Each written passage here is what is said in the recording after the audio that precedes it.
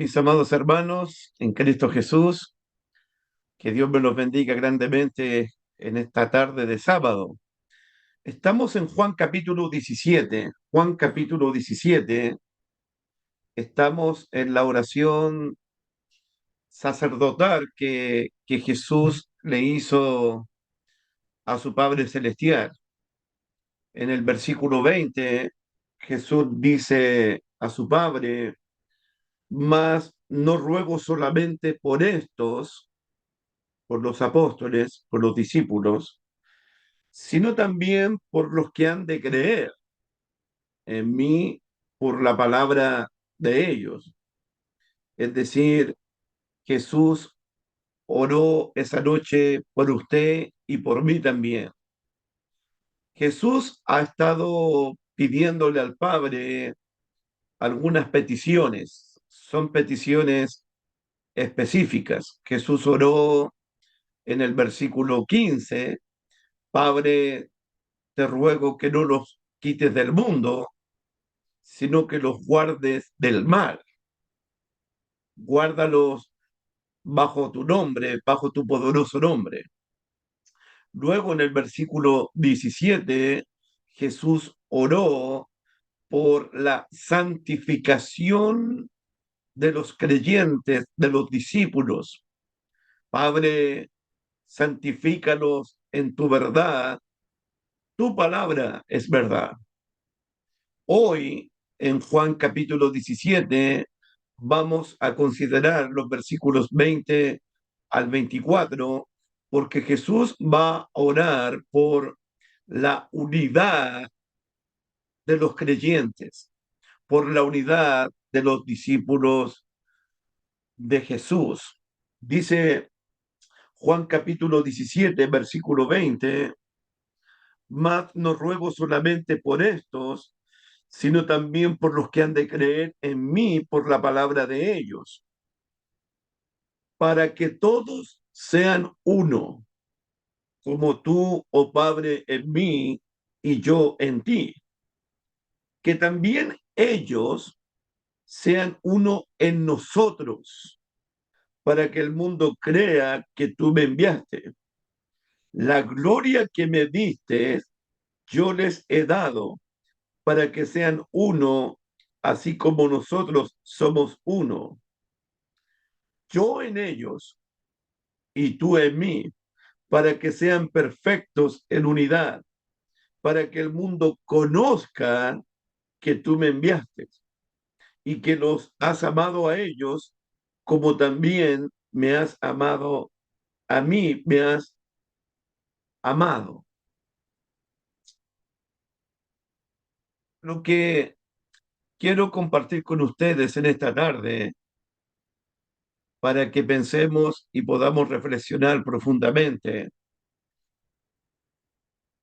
se pagó un alto precio por la protección, por el cuidado de los discípulos del Señor.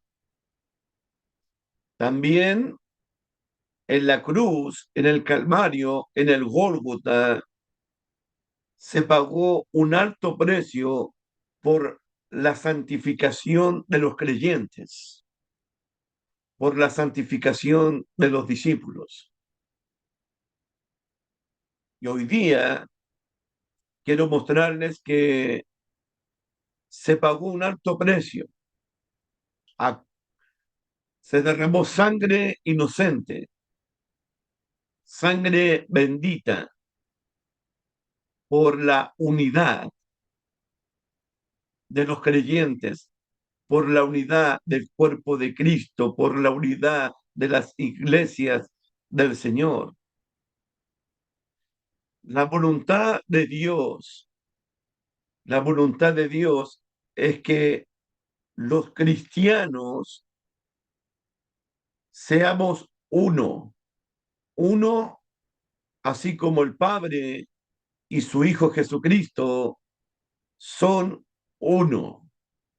Jesús está orando por la unidad de los creyentes, esta unidad que tiene el Padre y que tiene el Hijo, Versículo 21, para que todos sean uno, como tú, oh Padre, en mí y yo en ti, que también ellos sean uno en nosotros, para que el mundo crea que tú me enviaste. Uno podría preguntarse, ¿cómo el Padre y el Hijo llegan a ser uno? ¿Y qué significa ser uno, así como el Padre y el Hijo son uno? Estuve pensando en la unidad que existe entre el Padre y el Hijo, una unidad que existe y ha existido siempre antes de la creación de todas las cosas. De hecho, en el prólogo de Juan, en el capítulo 1, nosotros podemos ver tanto al Padre como al Hijo en la creación misma de todas las cosas. ¿Se acuerdan en el prólogo, en el capítulo 1 de Juan, en los primeros versículos? En el principio era el verbo y el verbo era con Dios y el verbo era Dios. Este, versículo 2, el verbo, era en el principio con Dios. Era en el principio con Dios. En el principio, el verbo era con Dios, el verbo estaba con Dios, el verbo era Dios. Aquí ustedes pueden ver tanto al verbo, que es el Hijo, junto con el Padre en el principio. ¿Y qué estaba pasando en el principio? Versículo 3, todas las cosas por Él fueron hechas, y sin Él nada de lo que ha sido hecho fue hecho. En Él estaba la vida y la vida era la luz de los hombres. La luz de las tinieblas resplandece y las tinieblas no prevalecieron contra ella. En el principio, el Padre y el Hijo trabajando en la creación. Recuerde Génesis capítulo 1, versículo 27. Hagamos al hombre a nuestra imagen y a nuestra semejanza. Y creó Dios al hombre y a la mujer conforme a su imagen y semejanza. Tanto el Padre como el Hijo en el principio estaban creando, trabajando en la creación del hombre y de la mujer y del mundo y de los que en él habitan.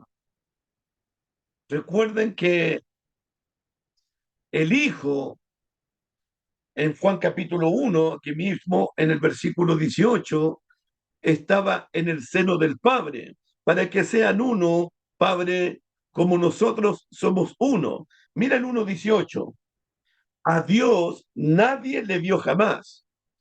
El unigénito Hijo que está en el seno del Padre, Él le ha dado a conocer. Cuando Juan dice que el Hijo estaba en el seno del Padre, significa una perfecta comunión, una perfecta comunión. El Padre y el Hijo quieren que la iglesia, los creyentes, tengamos la misma comunión, la misma unidad que tiene el Padre y el Hijo, una unidad completa. Miren, se los muestro, capítulo 14, versículo 23 de Juan. Miren la comunión, que sean uno, así como nosotros, Padre, somos uno. Esta comunión que el Padre tiene con el Hijo y el Hijo tiene con el Padre, esta misma comunión, el Padre y el Hijo y el Espíritu Santo siempre han querido tenerla con los discípulos, con los creyentes, con los que aman a Jesús, con los que guardan los mandamientos de Jesús. Dice Juan 14:21, el que tiene mis mandamientos y los guarda, ese es el que me ama, y el que me ama será amado por mi Padre, y yo le amaré y me manifestaré a él. Versículo 23. Respondió Jesús y le dijo, el que me ama, mi palabra guardará y mi Padre le amará. Y aquí viene, y vendremos a él, al creyente. Vendremos a este discípulo que ama a Jesús, que guarda los mandamientos de Jesús. Vendremos a él y haremos morada con él. Perfecta unidad, perfecta comunión.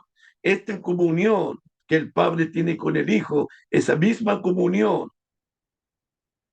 Jesús quiere que nosotros los cristianos, los que hemos creído en Jesucristo, los que hemos reconocido que Jesús es el Hijo de Dios, tengamos esa misma unidad, tengamos esa misma comunión. El Padre y el Hijo estaban en la creación, juntos, unidos, en un solo ser, en una sola naturaleza, en una sola sustancia, juntos estaban trabajando en la creación, trabajando en, en crear al hombre, el mundo y los que en él habitan. Pero si usted se fija bien, el Padre y el Hijo son uno en una misión de enviar y ser enviado, juntos, unidos en la misión. ¿Cuál es la misión? El Padre envía al Hijo y el Hijo es enviado al mundo, porque de tal manera amó Dios al mundo, que ha dado a su Hijo unigénito para que todo aquel cree no se pierda, más tenga vida eterna, porque no envió Dios a su Hijo al mundo a condenar al mundo, sino para que el mundo sea salvo por él. ¿Se dan cuenta? El Padre y el Hijo trabajando juntos en la creación, pero el Padre y el Hijo juntos, comprometidos en un solo propósito de salvar al mundo. ¿Se acuerdan allá en Isaías capítulo 6, cuando el Padre, el Hijo y el Espíritu Santo, dice el texto bíblico, ¿a quién enviaré? Dice Jehová. Isaías capítulo 6, versículo 8, ¿a quién enviaré? Hablando singularmente, y luego dice, ¿quién irá por nosotros? ¿Quién irá por nosotros? Y según la revelación del Nuevo Testamento, en esa conversación estaba el Padre, estaba Jesucristo el Hijo y estaba el Espíritu Santo también. Padre, que sean uno, así como nosotros somos uno. Son unos en sustancia, en naturaleza, pero son uno también porque trabajan juntos. Juntos están creando todas las cosas. Juntos están cumpliendo la misión, el propósito de salvar al mundo. De hecho, Jesús dijo, todo lo que el Padre hace, también lo hace igualmente el Hijo, porque yo y el Padre uno somos. Todo lo que hace el Padre, igualmente lo hace el Hijo. Esta unidad en el trabajo, en la misión de salvar al mundo, en realizar la obra, esa misma unidad que tiene el Padre y el Hijo, Jesús quiere que los creyentes, Jesús quiere que los discípulos tengamos esa misma unidad de trabajar juntos, de cumplir con la misión de salvar al mundo juntos, que lo que hace el Padre y el Hijo también lo haga la iglesia. Yo me pregunté, ¿cómo ocurre esto? ¿Cómo creyentes podemos nosotros llegar a ser uno, así como el Padre y el Hijo Jesucristo son uno. ¿Cómo ocurre esto? ¿Cómo sucede esto? Miren Juan capítulo 17, versículo 22. Juan 17, versículo 22. Algo que me llamó la atención, porque la palabra gloria aparece en el 22, pero también aparece en el versículo 24. Mira el 22. La gloria que me diste, yo les he dado para que sean uno, así como nosotros somos uno. La gloria que me diste, yo les he dado, Padre, para que sean uno, así como nosotros somos uno. Mi pregunta es, ¿cuál es la gloria que el Padre le dio a su Hijo Jesucristo? La gloria que me has dado, la gloria que me has dado, yo les he dado para que sean uno. Padre, la gloria que tú me diste, yo se las he dado a ellos para que ellos sean uno. ¿Cuál es la gloria que el Padre le dio a su Hijo Jesucristo?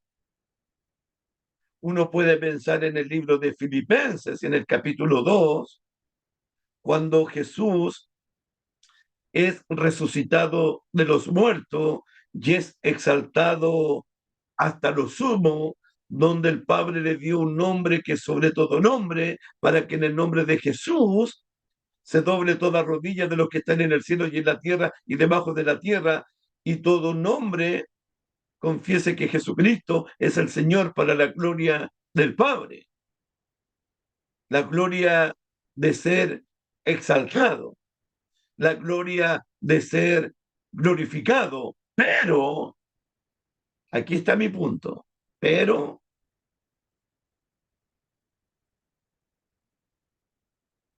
para que Jesús fuese exaltado, para que Jesús fuese glorificado hasta lo sumo y para que Dios le diera un nombre que sobre todo nombre, Jesús tuvo primero que pasar por las humillaciones, por el quebranto, por los azotes, por las lágrimas, por las injurias. Es decir, antes que Jesús fuese exaltado hasta lo sumo, antes que Jesús fuese glorificado, primero él tuvo que pasar por la humillación. Me pregunto, ¿qué está diciendo Jesús aquí cuando dice, la gloria que me has dado, yo se las he dado a ellos para que sean uno? Pregunto, ¿cuál es el camino?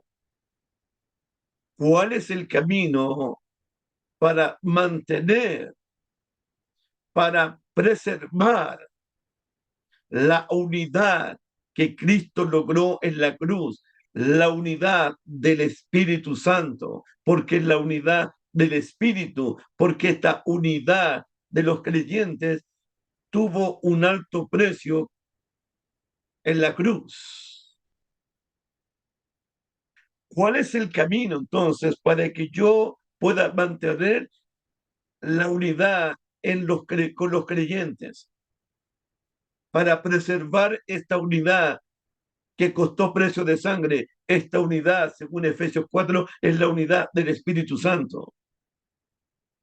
¿Cuál es, cuál es el camino para mantener unidad congregacional,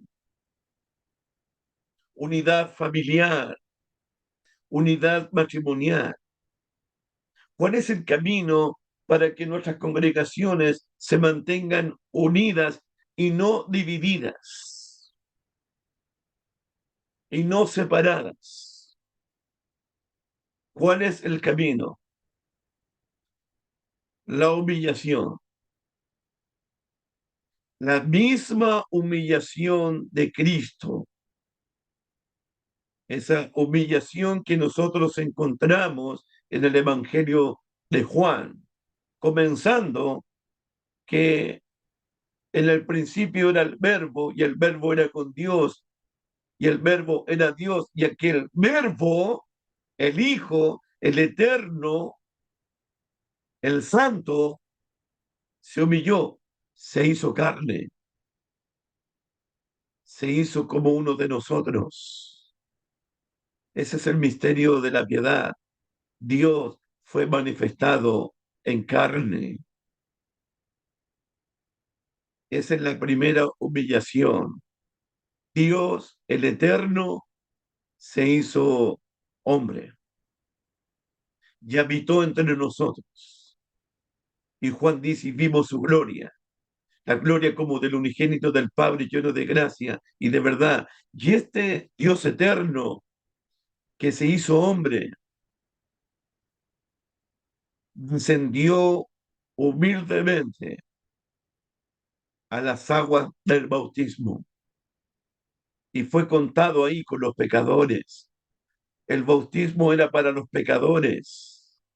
El bautismo era para aquellos que estaban lejos de Dios. Y Jesús humildemente fue sumergido en las aguas del bautismo para cumplir toda justicia, para obedecer al Padre en todo.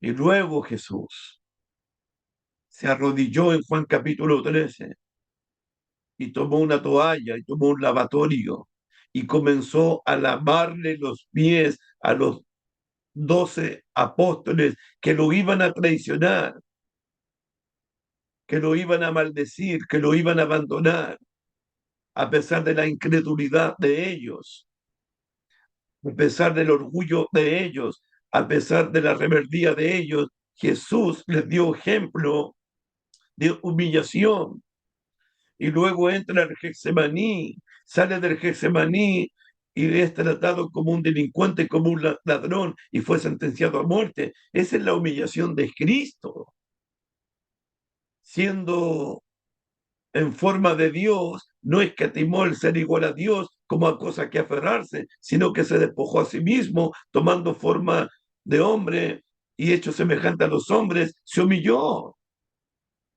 Este es el camino, hermanos míos. La humillación de Cristo, ese es el camino, ese es el camino que usted eligió, el camino que yo elegí. Este es el camino angosto, esta es la puerta estrecha, andar humildemente delante de Dios y delante de los hombres. Yo podría preguntar en esta tarde, ¿qué es lo que produce divisiones, enemistades, divorcios, discordia, rivalidades, peleas, guerras? ¿Qué es lo que produce? ¿Qué es lo que producen esas cosas? El egoísmo humano, el orgullo humano, la arrogancia humana, la envidia humana, los celos humanos es lo que ha producido divisiones congregacionales. Yo voy a explicar todo esto más adelante, pero mira en Primera de Corintios, capítulo 3, Primera de Corintios, capítulo 3, por favor, versículos 1 al 3. Pablo le dice a la iglesia de Dios en la ciudad de Corintio, de manera que yo, hermanos, no pude hablaros como a espirituales, sino como a carnales, como a niños en Cristo. Os di a beber leche y no vianda, porque aún no erais capaces, ni sois capaces todavía. ¿Por qué? Porque aún sois carnales, pues habiendo entre vosotros celos, contiendas, disensiones, no sois carnales y andáis como los mundanos y andáis como los hombres. Cristianos egoístas en Corintio, cristianos orgullosos en Corintio, cristianos envidiosos en Corintio, sí, y eso estaba causando divisiones en la iglesia. En el libro de Santiago, por ejemplo, capítulo 4, Santiago capítulo 4, uno no puede creer lo que uno va a leer ahora, que existían en las iglesias de Cristo en el primer siglo. Que no llegara a un punto con todo esto, hermano. Santiago capítulo 4. Mire lo que dice Santiago. Cristianos, ¿de dónde vienen las guerras y los pleitos entre vosotros? Guerras entre cristianos. Y Jesús orando por la unidad de los creyentes. Pleitos entre los cristianos. Y Jesús derramando su sangre en la cruz por la unidad de la iglesia. ¿No es de vuestras pasiones las cuales combaten en vuestros miembros? Codiciáis y no tenéis, matáis y ardéis de envidia y no podéis alcanzar, combatís y lucháis, pero no tenéis lo que deseáis porque no pedís. ¿Usted puede creer? Pleitos entre cristianos y predicamos un evangelio de reconciliación y predicamos un evangelio de paz y predicamos un evangelio de unidad. Y había guerra entre los cristianos, pleitos entre ellos, disensiones entre ellos, rivalidades entre ellos. Todas estas actitudes egoístas, orgullosas, no estaban en el corazón de Cristo, no estaban en la mente de Cristo. Por eso Jesús dijo, aprendan de mí, sigan mi ejemplo. Yo soy manso y humilde de corazón. Cristo comparte la gloria de su humillación. Cristo comparte la gloria de su humillación porque tuvo que ser humillado, tuvo que ser quebrantado, tuvo que ser llevado como oveja al matadero para que nosotros podamos ser uno, así como el Padre y el Hijo son uno. Es decir, que a Jesús le costó lágrimas, le costó azotes, quebranto, desprecio, sangre, sudor, lágrimas, sacrificio para que el creyente, para que los creyentes llegásemos a ser uno, así como el Padre y el Hijo. Esta unidad, esta unidad de los creyentes puede impactar grandemente al mundo en el cual vivimos. Mira Juan capítulo 17,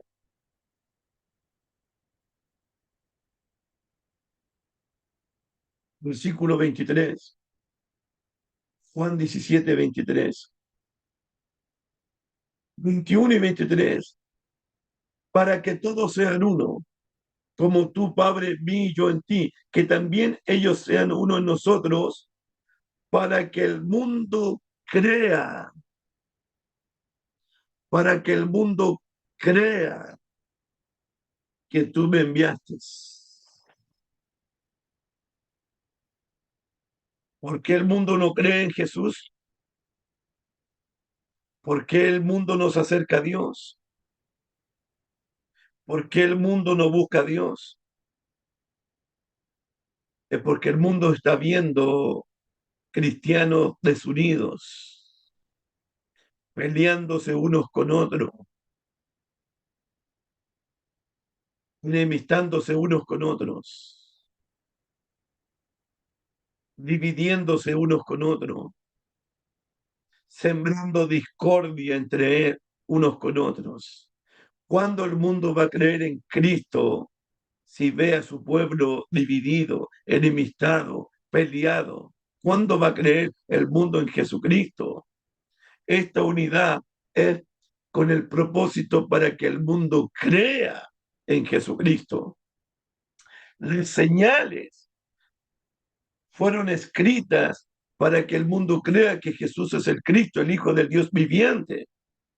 Los 7 discursos del gran yo soy fueron escritos para que creamos que Jesús es el Cristo, el Hijo del Dios viviente. Y esta unidad cumple el mismo propósito para que el mundo crea que tú me enviaste.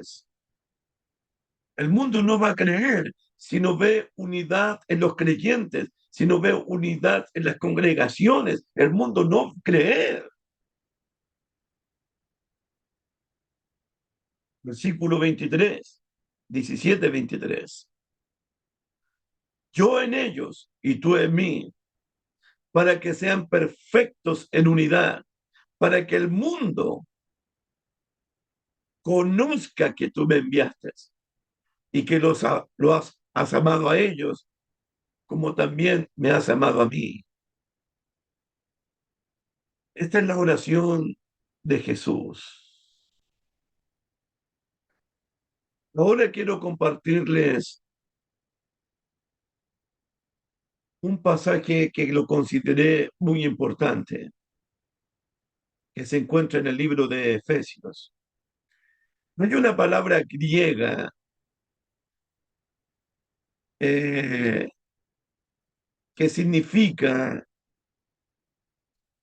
una persona extraña, significa excluir a otros, mirar como extraño a otro, mirar como enemigo a otro. Esta palabra aparece en el libro de Efesios y también aparece en el libro de Colosenses. Y quiero mostrarte esta palabra. Efesios capítulo 2, versículo 12. Yo quiero llegar a un punto muy importante en esta tarde, hermano mío. Efesios capítulo 2, versículo 12.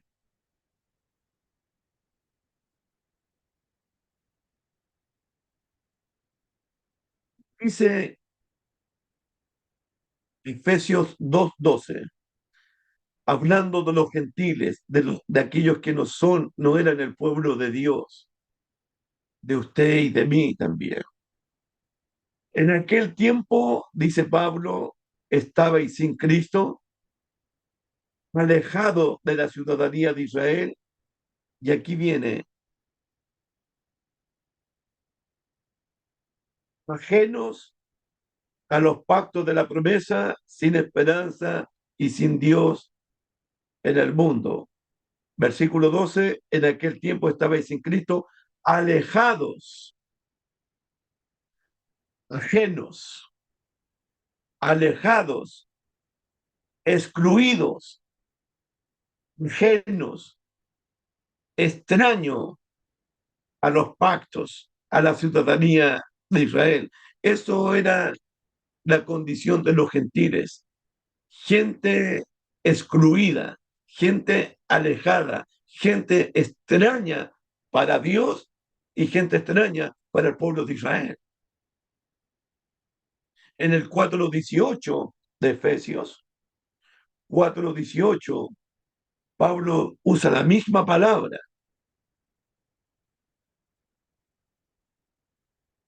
4:18, hablando de los gentiles en la ciudad de Efeso y en el mundo. Dice, teniendo el entendimiento entenebrecidos, y aquí viene, ajenos de la vida de Dios, ajenos de la vida de Dios, alejados de la vida de Dios. excluidos de la vida de Dios. En Colosenses 1:21, Pablo usa la palabra en el 1:21, Colosenses 1:21, por favor, dice el texto bíblico, y a vosotros también, que erais en otro tiempo extraños y enemigos. Piensa en esto. Éramos enemigos de Dios, éramos extraños delante de Dios, estábamos viviendo lejos de la presencia de Dios, ajenos a la vida de Dios. Así era nuestra posición, así era nuestra condición. Gente extraña, gente lejana, gente ajena a la vida que Dios ofrece. Ahora Pablo describe a los hombres como aquí como extraños y excluidos unos a otros. Especialmente estoy hablando del grupo gentil, es decir, que los gentiles eran extraños para Dios y eran extraños para el pueblo de Israel. Y voy a explicar esto. Me puse a pensar en la historia de las barreras del primer siglo, porque estamos hablando de la unidad. Pero usted tiene que pensar que habían muchas murallas, muchas barreras en el primer siglo, muchas murallas que los hombres levantaron en el primer siglo. Por ejemplo, la muralla o las barreras de la esclavitud y la libertad. Eso existía en el primer siglo. Los hombres libres, especialmente los amos, miraban y trataban a los esclavos como objetos, como animales y no como personas. Los, los que tenían la libertad. Por otra parte, los esclavos, que eran objetos de humillación, de desprecio, miraban con resentimiento y con odio a sus amos por tratarlos como animales. Esto es importante porque esclavos y amos van a convertirse a Cristo. ¿Qué va a pasar ahí? Van a seguir las guerras ahí, van a seguir los pleitos ahí, van a seguir las humillaciones ahí, porque eso está pasando en las cartas. Por ejemplo, la barrera de los sexos. Las mujeres eran tratadas como ciudadanas de primera hasta cuarta clase o categoría. Las mujeres prácticamente no tenían ningún privilegio, ningún derecho en la sociedad. Eran vistas como objetos, nada más. Las barreras étnicas también. Los griegos, por su cultura y sabiduría intelectual, pero humana, consideraban a todos los demás como gente bárbara, necia, como gente tonta. Los griegos que buscaban sabiduría despreciaban a todos los demás que no eran griegos, que no pensaban como ellos, no eran tan inteligentes como ellos, no tan sabios como ellos. Eso tenemos mucho en Primera de Corintios. Los romanos, por ejemplo, también. Los romanos, con todo su poder, con toda su grandeza, con todo ese orgullo imperial, miraban como inferior al resto del mundo. El que no era romano era inferior a ellos. El orgullo romano, el poderío romano, la exaltación romana, la gloria romana. Un romano despreciaba a cualquier ser humano que no fuese ciudadano romano. ¿Y qué decir, hermanos míos? Todo esto está en el Nuevo Testamento, por si acaso. La barrera, la muralla del pueblo judío a la que quiero llegar ahora. Los judíos consideraban a todos los demás gentiles como personas que no eran del pueblo de Dios. Los judíos pensaban así de aquel que no era judío, que era gentil, ya sea griego, ya sea romano, ya sea esclavo, ya sea libre, ya sea hombre, ya sea mujer. Los judíos pensaban de esta manera. Un comentarista, William Barclay, dijo lo siguiente: el judío abrigaba un enorme desprecio por el ciudadano gentil. Los judíos decían que Dios había creado a los gentiles con el propósito de echarle más combustible al fuego del infierno. Para eso sirven los gentiles. Los judíos despreciaban tanto a los gentiles, había un odio tan grande hacia ellos que si una madre gentil estaba a punto de dar a luz y tener su hijo, el judío no prestaba ayuda, que se muera la mamá y que se muera el niño.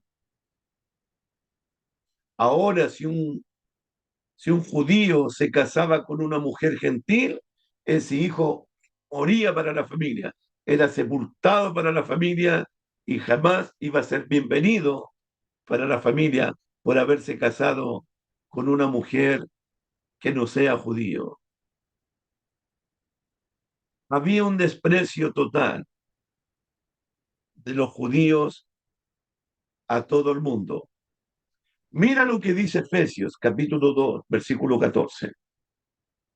Efesios 2, versículo 14.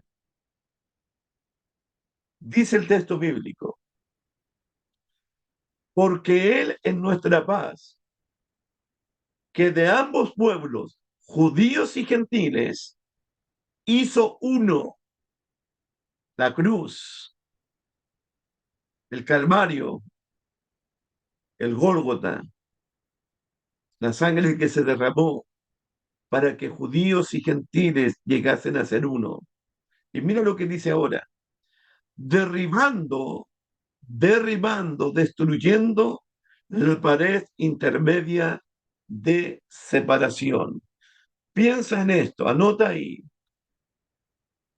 la pared, la muralla intermedia de separación. Jesucristo en la cruz derribó la muralla, la pared intermedia de separación. Te explico un poquito. Es interesante. El símbolo de separación o exclusión más conocido para los gentiles era la pared de intermedia, la pared que separaba a judíos y a gentiles. Esta pared fue una muralla grande construida en el templo por Herodes el Grande, una gran muralla. El edificio del templo estaba construido sobre una plataforma. A su alrededor se levantaban los atrios de los sacerdotes, el atrio de Israel y el atrio de las mujeres. Todos estos patios o atrios estaban al mismo nivel del edificio del templo. Desde el nivel del templo habían 5 escalones donde se podía descender, y ahí estaba una muralla, una pared.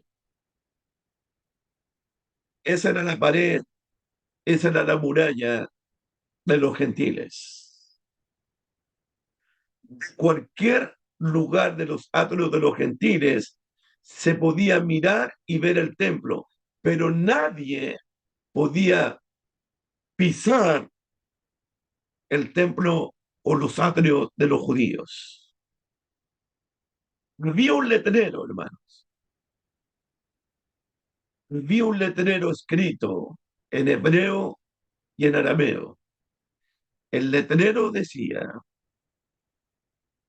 los que pasen hacia este lugar santo no van a ir a juicio, sino que serán ejecutados, muertos inmediatamente. Ese era un letrero escrito en hebreo y en arameo para que lo leyeran los gentiles. Ningún extranjero debe pasar al santuario. Era el Pedro. Miren Hechos 10:28 para apoyar lo que estoy diciendo. Hebreos 10:28. Libro de Hebreos 10:28. Así pensaban los judíos, como pensaba el apóstol Pedro. Cuando Pedro visita la casa de Cornelio, Pedro le dice esto al gentil Cornelio, al centurión romano. Pedro le dice en el 10:28, hablando el apóstol Pedro, y les dijo, vosotros, gentiles, sabéis cuán abominable es para un varón judío juntarse o acercarse a un extranjero. Pedro lo sabía, cualquier judío lo sabía. Era una abominación acercarse a la casa de un judío o a la casa de un gentil o entrar a la casa de un gentil. Abominación. Esto significa, hermano, que los gentiles, al ver esta muralla de separación, los gentiles entendían dos cosas. Estamos separados de Dios y estamos separados del pueblo de Dios. Dos enemistades. Estamos enemistados con Dios y estamos enemistados con el pueblo de Dios. Este es el gran tema del capítulo 2 de Efesios. Porque Jesucristo en la cruz ha destruido ambas enemistades que se mencionan. Con el sacrificio de Cristo se derribó esta muralla, se destruyó esta muralla de separación para que los gentiles pudiesen ahora estar en comunión con Dios y estar en comunión con el pueblo de Dios, del pueblo de Israel. Recuerden, hermanos, que el propósito de Dios es la reconciliación del hombre. El hombre debe ser reconciliado con Dios en Cristo Jesús. Miren 2:14, Efesios 2:14. 2:14, por favor. Efesios 2:14 de nuevo. Dice el texto bíblico. Efesios 2:14. Porque Él es nuestra paz, Jesucristo, que de ambos pueblos hizo uno. De ambos pueblos, judíos y gentiles, que se odiaban, que se despreciaban. Ahora, de ambos pueblos, Cristo hizo un solo pueblo, una sola nación, una sola familia, derribando esta muralla de separación. Jesucristo, por eso es importante la cruz, al derribar, al terminar y al abolir ambas enemistades, ha creado un nuevo pueblo, una nueva humanidad, donde los enemigos y los que están enemistados, los extraños, los que están lejos, los que están cerca, todos han sido reconciliados por la muerte de Cristo. Ya no somos extraños, no estamos enemistados, no estamos lejos, hemos sido reconciliados por un solo sacrificio hecho una sola vez y para siempre. Así que ya no somos extraños delante de Dios, no somos enemigos delante de Dios, sino que somos hijos de Dios y reconciliados por medio de la muerte de Jesucristo. Ahora ya no existen enemistades, ni con Dios, ni con el pueblo judío. No hay rivalidades, no hay reconciliación, ya no hay desprecio, hay paz los unos con los otros. Mira el versículo 13, Efesios 2:13. Mira el 12 primero. En aquel tiempo, cuando estábamos enemistados, cuando éramos extraños, cuando éramos enemigos, cuando estábamos muertos en delitos y pecados, cuando estábamos destituidos de la gloria de Dios, cuando estábamos sin Cristo, sin esperanza y sin Dios, cuando éramos extraños ante Dios, en aquel tiempo. Pero mira el 13, Efesios 2:13. Pero ahora en Cristo Jesús, pero ahora en Cristo Jesús. En aquel tiempo, pero ahora, vosotros que en otro tiempo estabais lejos, habéis sido hechos cercanos por la sangre de Cristo. Qué lindo paralelo, hermano. En aquel tiempo, pero ahora. Esto es importante. En aquel tiempo éramos enemigos. En aquel tiempo éramos extraños. Pero ahora hemos sido reconciliados. Hemos sido justificados. Hemos sido perdonados. Hemos sido limpiados por la sangre de Cristo delante de Dios. Por eso la cruz es reconciliación. La cruz es unidad, la cruz es paz, la cruz es comunión. Mira el versículo 14 de nuevo. 2:14 de Efesios. Porque Él es nuestra paz. Jesucristo es nuestra paz. Él derramó su sangre en la cruz para que tengamos paz para con Dios y paz para con los hombres. Cristo derramó su sangre en la cruz. De ambos pueblos hizo un solo pueblo, de judíos y de gentiles. Judíos y gentiles que estaban separados, que eran enemigos, que eran extraños, que estaban lejos el uno del otro, ahora son un solo cuerpo, son una sola familia. Cristo en la cruz, Cristo, por su sacrificio, hizo un solo pueblo, una sola nación. Somos un solo cuerpo, somos un solo rebaño, somos un solo templo, somos una sola familia.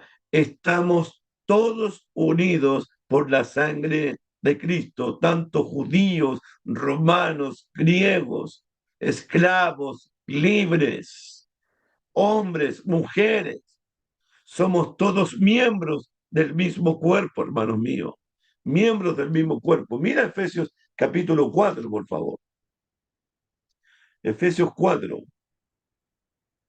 Efesios 4, versículo 4. Un cuerpo, judíos y gentiles, romanos y griegos, hombres y mujeres, esclavos y libres, somos del mismo cuerpo de Cristo, del mismo cuerpo de Cristo, de la misma iglesia. Un cuerpo y un espíritu. Todos tenemos el mismo Espíritu Santo, hermano. Todos tenemos la misma esperanza de salvación, un cuerpo y un espíritu, o espíritu como fuiste también llamado en una misma esperanza de vuestra vocación. Todos tenemos, somos del mismo cuerpo,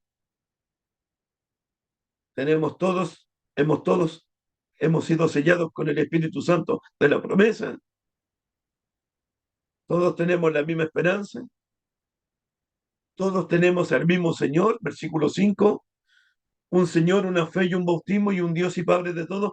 Todos tenemos el mismo Señor Jesucristo. El Señor Jesucristo que es tuyo también es mío. Tu Salvador también es mi Salvador. Tu Rey también es mi Rey.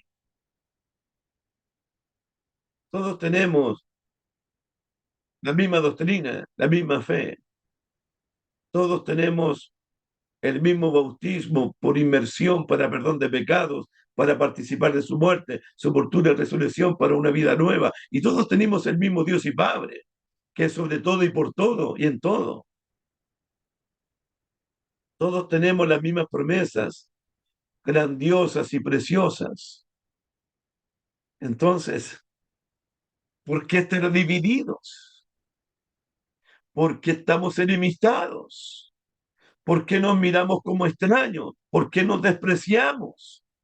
¿Por qué tenemos rivalidades? ¿Por qué no nos podemos ver los rostros? ¿Por qué no nos podemos darnos un ósculo santo, un fuerte apretón de mano, un fuerte abrazo? Si somos del mismo cuerpo, tenemos todo el mismo Espíritu Santo, tenemos el mismo Señor Jesucristo, la misma esperanza, el mismo Padre. Hemos sido limpiados con la misma sangre. Hemos obedecido todos el mismo Evangelio. Padre, que sean uno así como nosotros. Mira lo que dice Colosenses 3. Colosenses 3, versículo 10 y 11.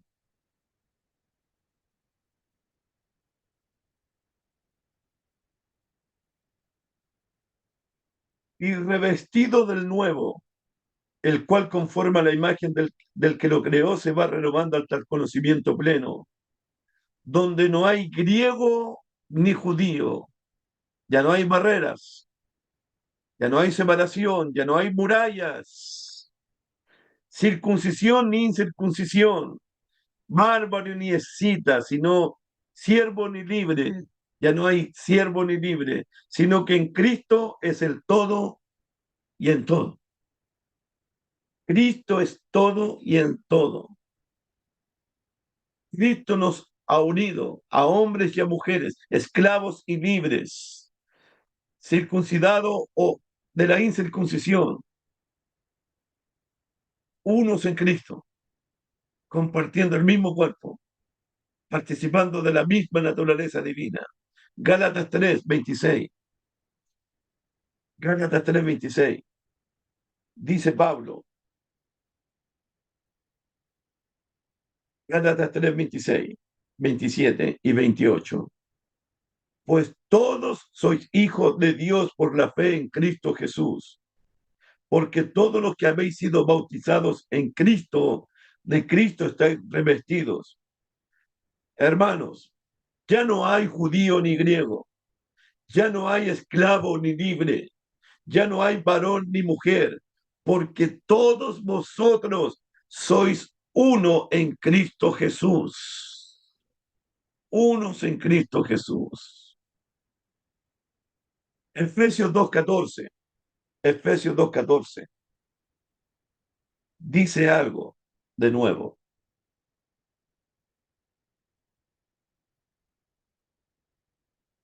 Efesios 2:14. Porque Él es nuestra paz, Jesucristo, el príncipe de paz, que de ambos pueblos hizo uno, derribando la pared intermedia de separación. Es muy interesante, hermanos, que cuando Pablo escribió la carta a los Efesios, la muralla que separaba a judíos y a gentiles todavía estaba en pie en el templo de Jerusalén.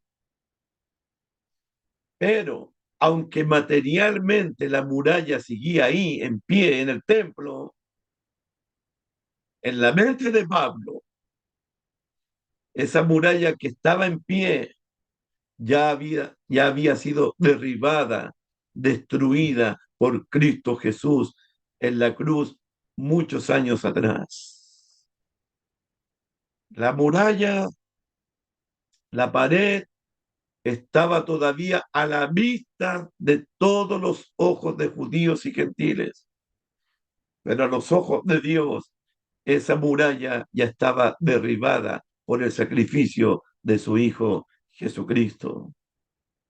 La muralla que separaba estaba aún en pie, pero estaba destruida, obsoleta, anticuada, derribada por nuestro Dios. Mira lo que hace la cruz, versículo 15, 16, Efesios 15, 16.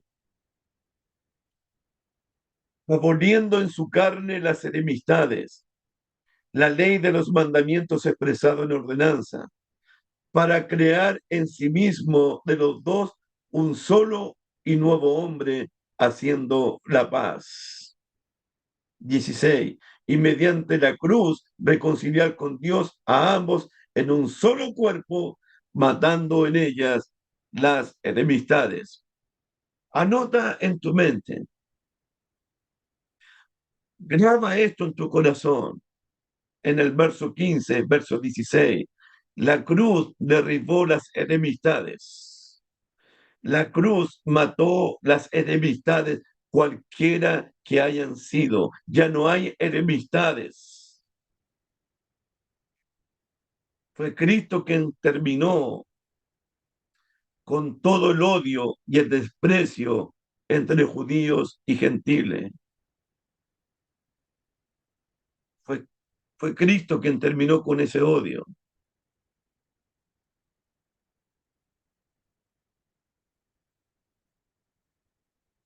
Hoy día en nuestro mundo es alarmante en el mundo que vivimos las barreras de separación que existen, las murallas que dividen, el desprecio que hay en la gente, el odio que hay en la gente, el odio en los partidos políticos. ¿Cómo se odian los políticos, Dios mío? Demócratas contra republicanos. El odio en las barras bravas del fútbol. Cómo la gente se odia, cómo la gente se desprecia. Eso es, eso no me sorprende, porque el mundo es así. El mundo levanta barreras, levanta murallas. En el mundo hay odio, hay desprecio, hay discriminaciones, hay rivalidades, hay enemistades, hay divorcios. Lo que me sorprende a mí es que esas divisiones, esas enemistades existen en la iglesia de Cristo.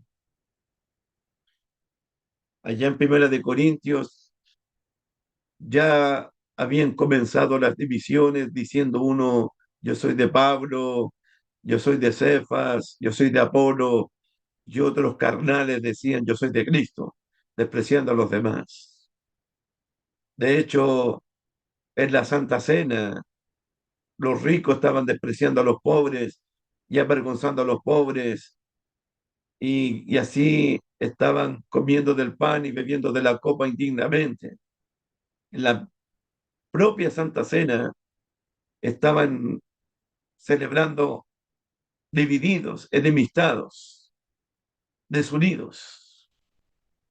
A eso se le llama comer y beber indignamente el cuerpo y la sangre del Señor.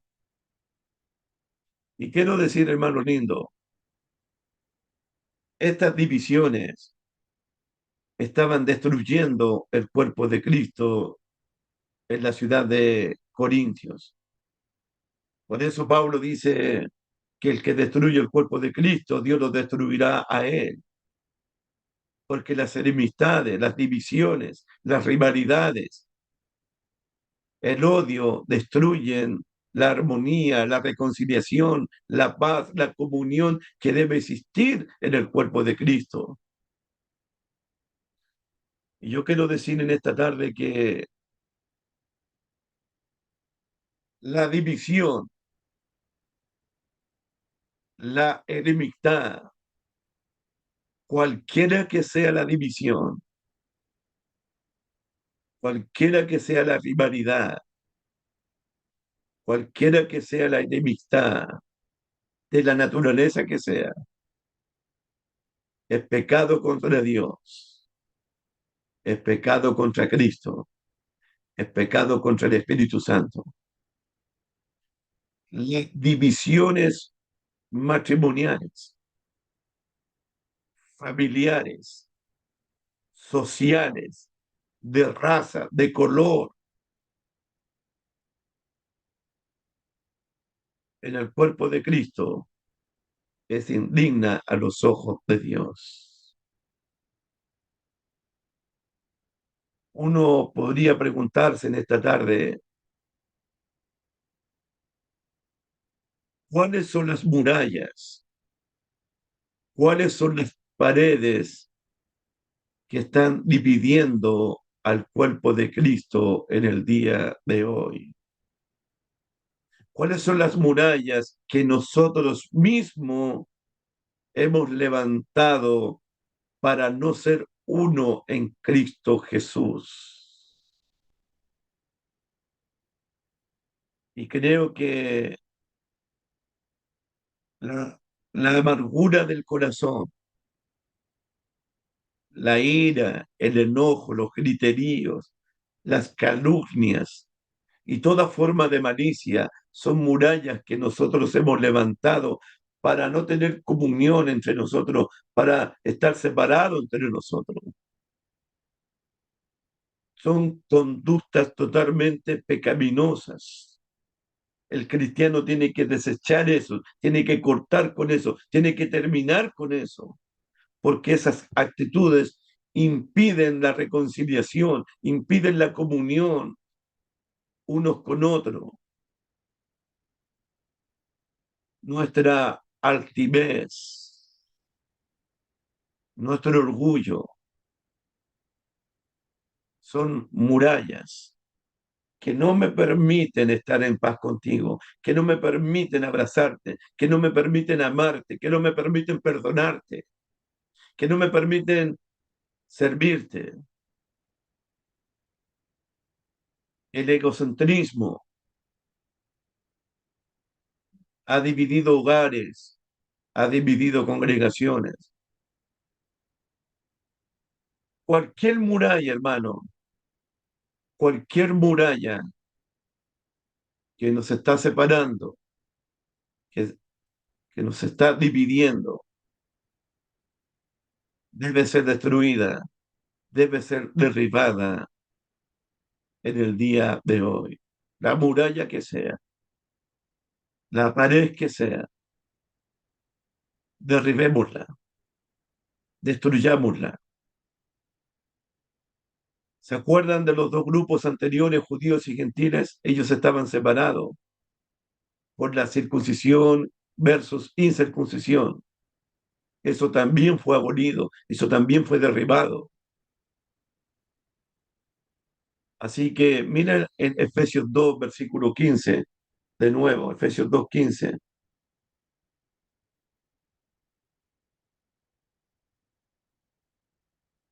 Efesios 2, 15. Aboliendo en su carne las enemistades, la ley de los mandamientos expresado en la ordenanza, para crear en sí mismo de los dos un solo y nuevo hombre, haciendo la paz, haciendo la paz. Eso pasó en la cruz. Paz, Jesús nos reconcilió con su Padre, haciendo la paz.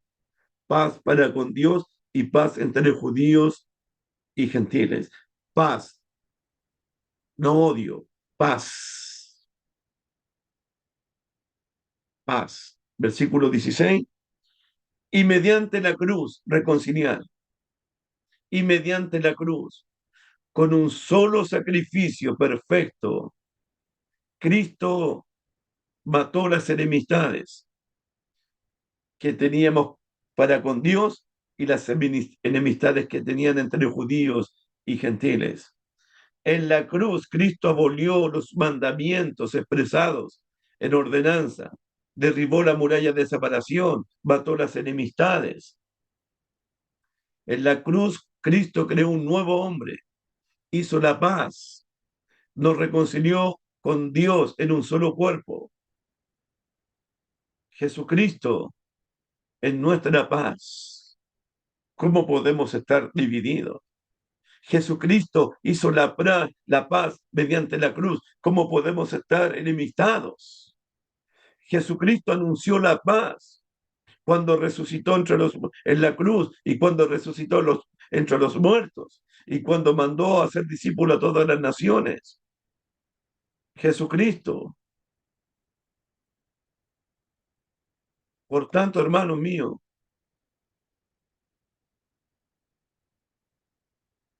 todo esto es lo que Cristo hizo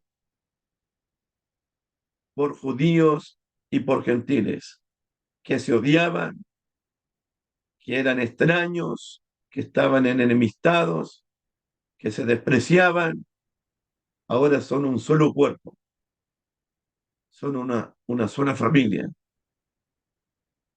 en Cristo Jesús.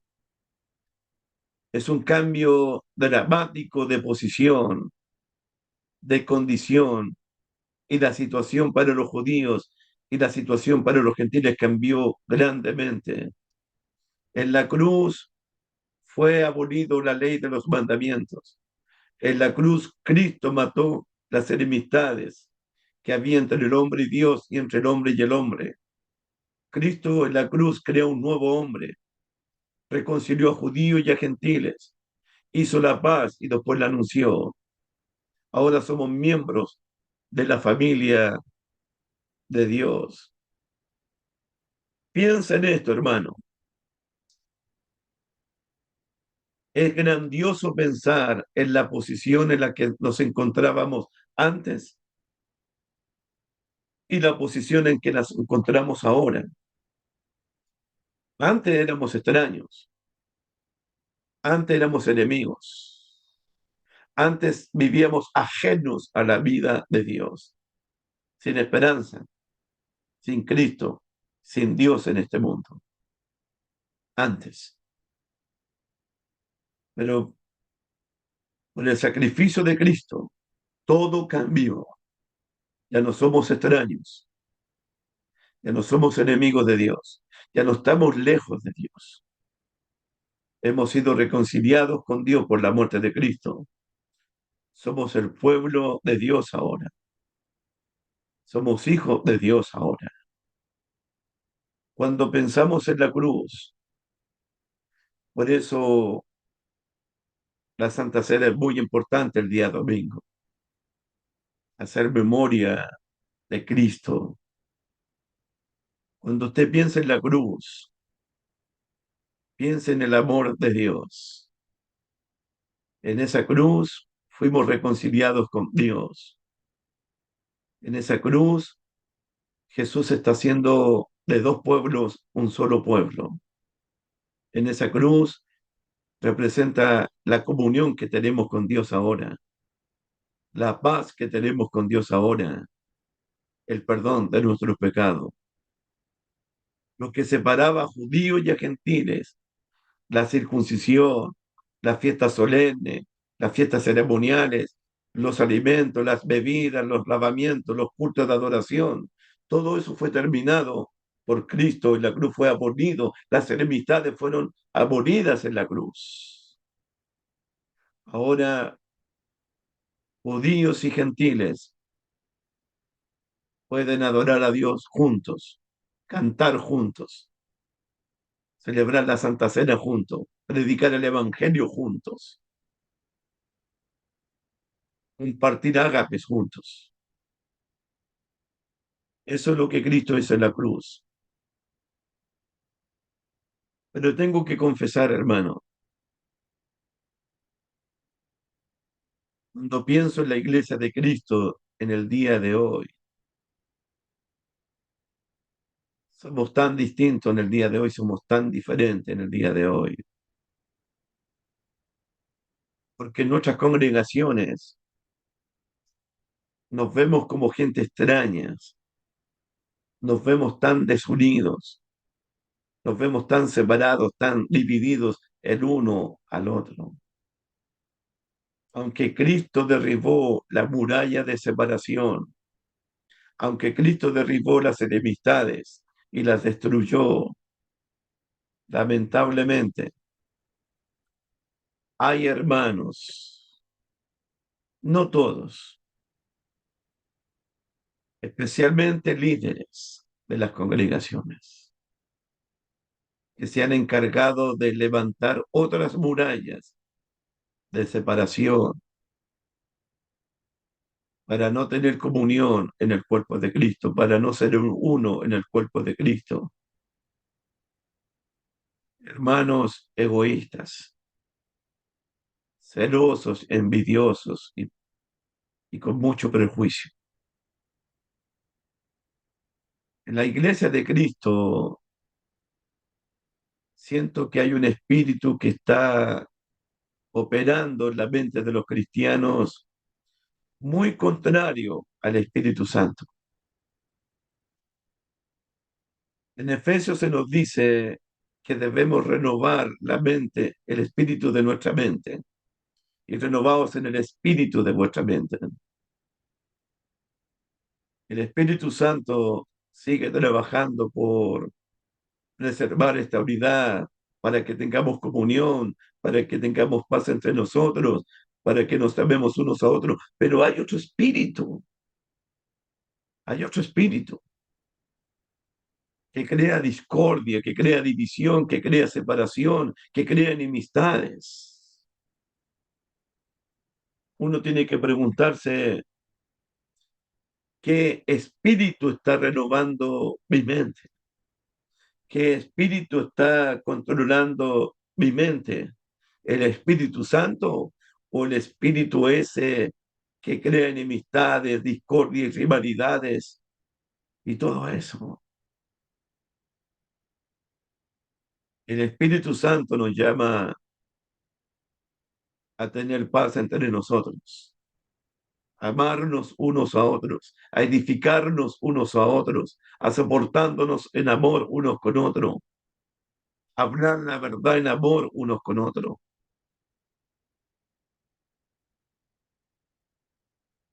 Hay otro espíritu que está siempre en contra de la armonía cristiana, de la comunión cristiana, de la reconciliación cristiana, de la unidad cristiana.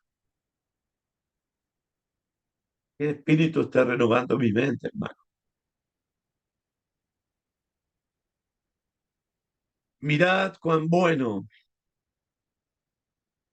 mirad cuán bueno y cuán delicioso es que los hermanos habitemos juntos en armonía, porque allí envía Dios bendición y vida eterna. Armonía y comunión, unidad, en ese ambiente de amor, de unidad, de comunión, de reconciliación, de paz. Es, es en ese ambiente donde Dios envía salvación y vida eterna. Termino con Proverbios capítulo 6 para que lo podamos reflexionar. Proverbios capítulo 6, versículo 16 en adelante.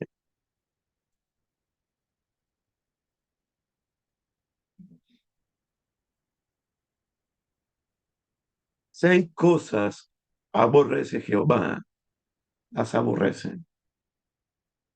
Y el cristiano tiene que aborrecer lo que Dios aborrece. Aborrecemos lo que Dios aborrece. Amamos lo que Dios ama. Y aun 7 abomina su alma. Los ojos altivos, altaneros, soberbios, Dios la aborrece. La lengua mentirosa, Dios también la aborrece. Las manos derramadoras de sangre inocente. El corazón que maquina pensamientos malos. los pies presurosos para correr el mar, el testigo falso que habla mentira y el que siembra discordia entre sus hermanos, el que siembra divisiones entre los hermanos, el que siembra enemistades entre los hermanos. Dios no lo aborrece, Dios abomina esas cosas, esas actitudes. Padre, que sean uno, así como nosotros somos uno, para que el mundo crea que tú me enviaste. Esa es la oración que debemos hacer. Que Dios nos ayude a ser instrumentos de paz, instrumentos de reconciliación, instrumentos de armonía, instrumentos de comunión. Hasta el próximo sábado. Que Dios me los bendiga grandemente.